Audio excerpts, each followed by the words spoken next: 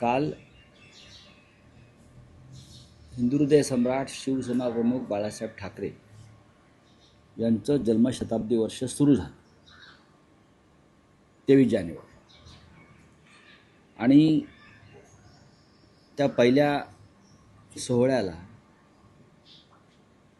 शिवसेना पक्षप्रमुख उद्धव ठाकरे आणि महाराष्ट्र नवनिर्माण सेनेचे अध्यक्ष राज ठाकरे उपस्थित राहिले आणि दोन्ही प्रमुख नेत्यांनी महाराष्ट्राच्या सध्याच्या राजकीय परिस्थितीवरती दिलखुलास भाष्य केले, परखड भाष्य केले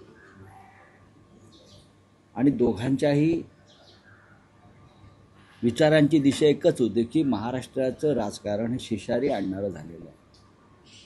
इथे गुलामांचा बाजार भरलेला आहे, हे आम्ही रोज सांगतो. इथे गुलामांचा बाजार भरलेला आहे म्हणून काही माणसाच्या मताला, विचारांना आणि जगण्याला काही किंमतच ठेवली नाही. सर्व काही पैशानं, तोही भ्रष्ट पैसा तोलला जातो. म्हणजे भारतीय जनता पक्षाचे जे मांडलिक राजे आहेत एकनाथ शिंदेंसारखे, ते सुद्धा स्वतःला या राज्याचे बादशाह समजून या गुलामीच्या बाजारामध्ये बोली लावत आहेत आणि या गुलामांच्या राज्याचे 2 बादशाह दिल्लीमध्ये बसले आहेत, हे काल उद्धवजींनी सांगितलं. आणि त्यांची गुलामी आम्ही पत्करणार नाही, महाराष्ट्र पत्करणार. या उपर आता तुम्ही जे सांगताय तालुका स्तरावर, जिल्हा स्तरावर काय काही सुरू आहे. आता माननीय शरद पवार आणि अजित पवार यांच्या पक्षाची जी युती आहे, एकत्रीकरण, हे जवळजवळ झाल्यासारखं दिसत आहे ना. कारण ते एकाच चिन्हावर निवडणुका लढत आहेत. आता घड्याळावर सगळे लढणार आहेत अशी माझी माहिती आहे, मला माहीत नाही, मी ऐकलं आहे. त्याच्यामुळे तो प्रश्न आता विचारणं निरर्थक आहे त्या विषयावर. आता सोलापूरला 2 शिवसेना एकत्र लढत आहेत, माझ्याकडे माहिती नाही. माझ्याकडे माहिती नाही, हा निर्णय अधिकृतपणे झालेला नाही.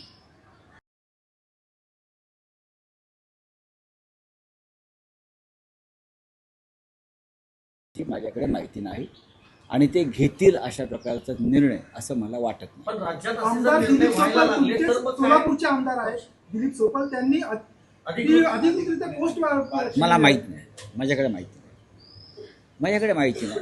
आमच्या भावना तीव्र आहेत शिंदे गटाविषयी, त्याच्या माझ्याकडे त्या संदर्भात माहिती नाही. अशा पदाधिकाऱ्यांवर काय कारवाई होणार सर? माझ्याकडे काय घडलंय त्याच्याविषयी माहिती नाही. घेणार का? जोपर्यंत पूर्ण माहिती आम्ही घेत नाही आणि उद्धव साहेबांशी चर्चा होत नाही तोपर्यंत या विषयावर बोलणार. आज माहिती घेणार नक्की. रावसाहेब, काल राज ठाकरेंनी एक भावनिक विधान केलं.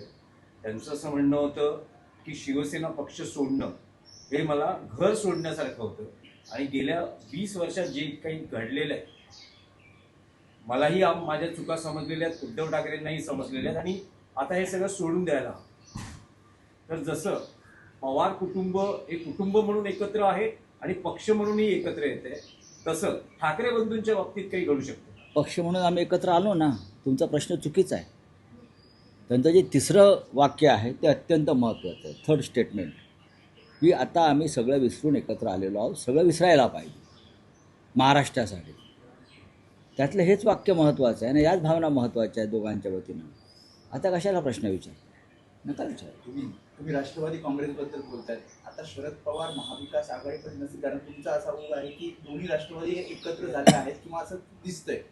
तर शरद पवार हे आता तुमच्या सोबत नसतील, राष्ट्रीय पातळीवर तुम्ही चुकीच्या दिशेनं प्रश्न विचारताय. मी असा विचार करतो आहे किंवा आम्ही सगळे असा विचार करतो आहोत की शरद पवार हे अजित पवारांसह महाविकास आघाडीत येतील. असं काय विचार कर की शरद पवार आणि अजित पवार हे एकत्रित महाविकास आघाडीमध्ये, म्हणजे अजित पवारांसह महाविकास आघाडीत असेल ना. कारण शरद पवार हे आमच्याबरोबर आहेत, त्यांचा पक्ष महाविकास आघाडीत आहे. अजित पवार हे महायुतीमध्ये आहेत, तरीही त्यांनी महाविकास आघाडीबरोबर पाठ लावलेला आहे. अशा वेळेला त्यांच्यावर तिथे कारवाई होईल, तिथे कारवाई होईल. आणि आमच्या माहितीनुसार आणि खात्री मला अशी आहे की भविष्यामध्ये शरद पवार, अजित पवार एकत्रित महाविकास आघाडीत त्यांना पडावं लागेल. एका दगडावर 2 पाय कसे ठेवणार, 2 दगडावरती पाय कसे ठेवणार. नाही पण राऊत साहेब त्यांना भाजप- काहीतरी एक सोडावं लागेल ना, किंवा काहीतरी एक स्वीकारावं लागेल. नाही, पण राऊत साहेब भाजपचे नेते अनेकदा आठवण करून देत असतात सिंचन घोटाळ्याची फाईल अजून ओपन आहे.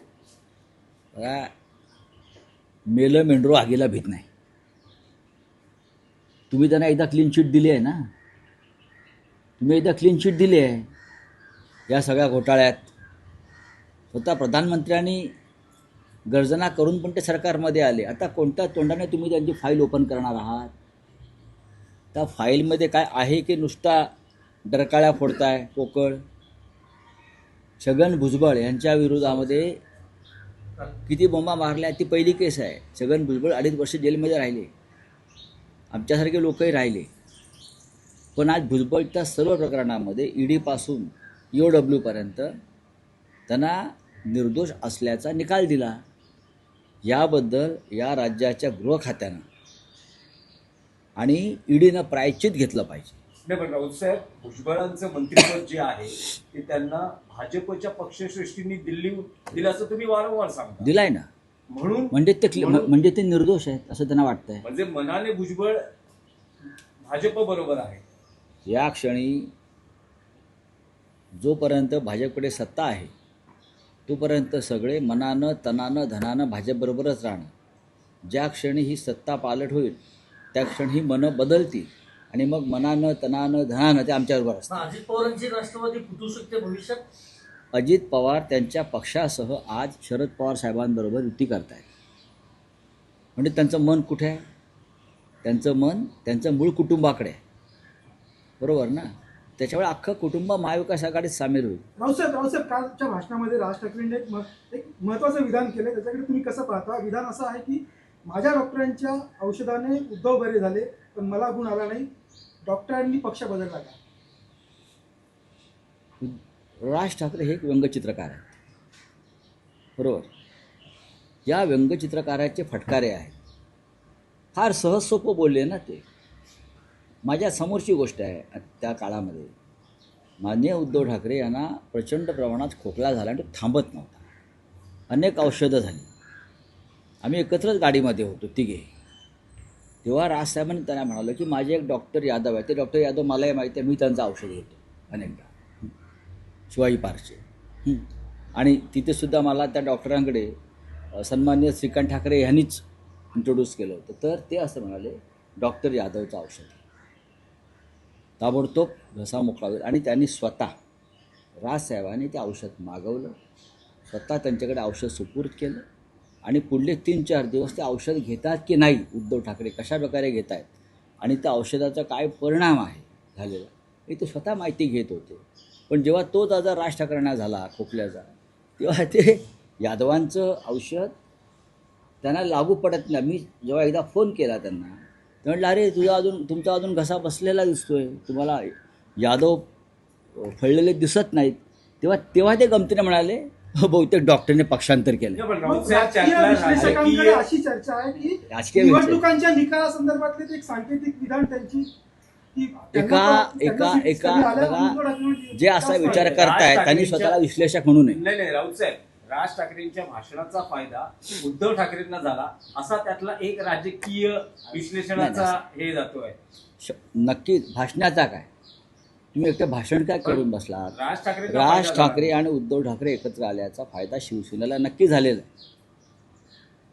हे मोकळेपणानं सांगायला उद्धव ठाकरेही मागे राहत नाहीत आणि आम्ही मागे राहत नाही. आणखी एक भावनिक क्षण होता, तुम्ही भगवी शाल देत होतात उद्धव ठाकरेंना राज ठाकरेंचा सत्कार करायला.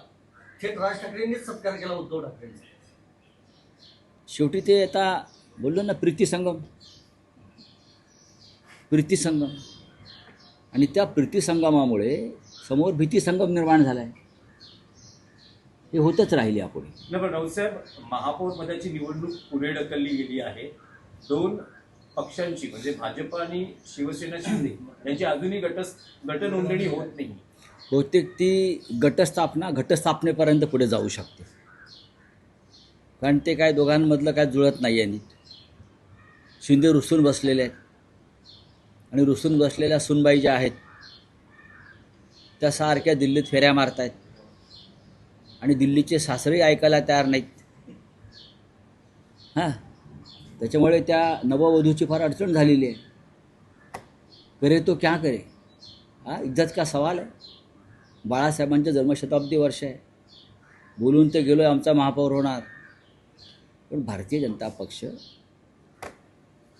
असं कोणाला, त्यांची एक भूमिका अशी असते, माझं ते माझं आणि तुझं ते माझ्या बापाचं, या भूमिकेत हे सगळे लोक असतात. उद्धव त्याच्यामुळेच आम्ही त्यांच्यापासून दूर झालो. पण केडीएमसीतले तुमचे 4 नगरसेवक अजूनही अज्ञात स्थळी.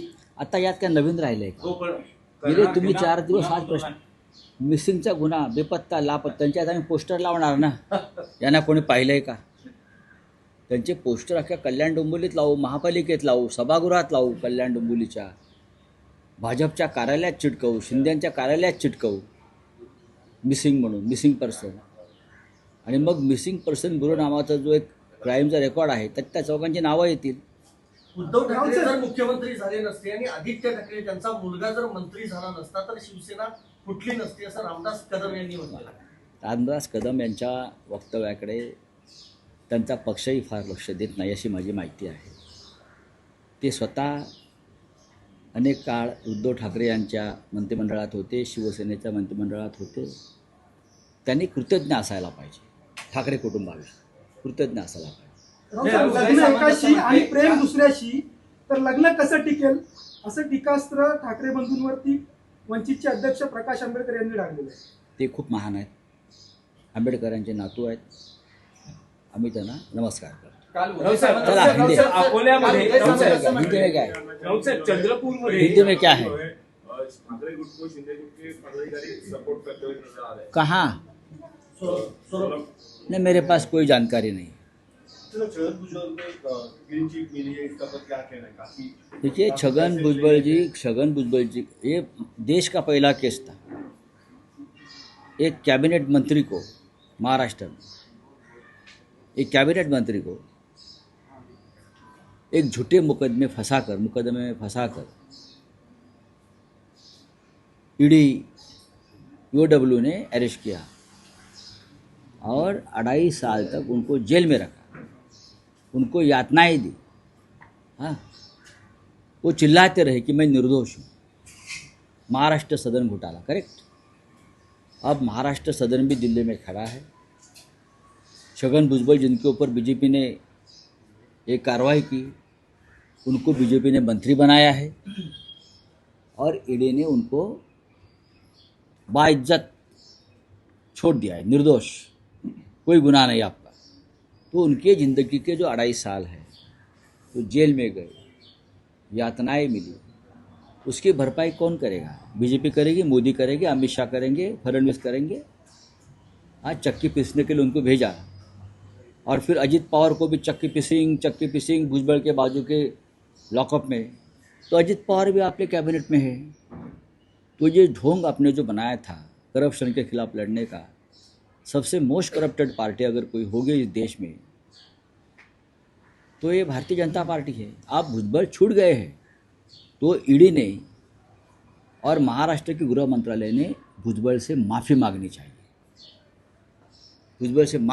चाहिए, प्रायश्चित लेना चाहिए. चलिए, थैंक यू.